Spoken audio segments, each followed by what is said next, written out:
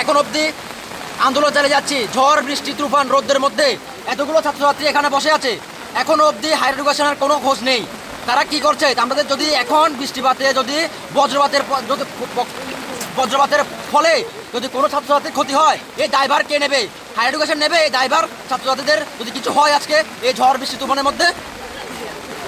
এখন অবধি প্রায় 20 থেকে 22 জন ছাত্রছাত্রীকে আমাদের বিলোনি হসপিটালে ভর্তি করতে হয়েছে তাদের রোদ্রের মধ্যে, প্রচণ্ড রোদ্রের কারণে। এখন অবধি কোনো খোঁজ নেই হায়ার এডুকেশনের। এই বৃষ্টিতে যদি উচ্চ হয়, সকাল 9টা থেকে আজকে এখন 3টা বাজছে, প্রায় 3টা সাড়ে 3টা বাজছে, এখন অবধি কোনো খোঁজ খবর নেই হায়ার এডুকেশনের। বারবার দেখুন, আপনারা দেখতে পাচ্ছেন এখানে অ্যাম্বুলেন্স আসছে, বারবার স্টুডেন্টদের নিয়ে যাচ্ছে, দেখুন আপনারা।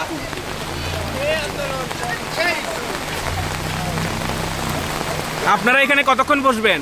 আমরা এখানে যতক্ষণ না হায়ার এডুকেশন থেকে কোনো আধিকারিক আসছে, উচ্চ পদাধিকারী আসছে, আমরা এখান থেকে উঠছি না।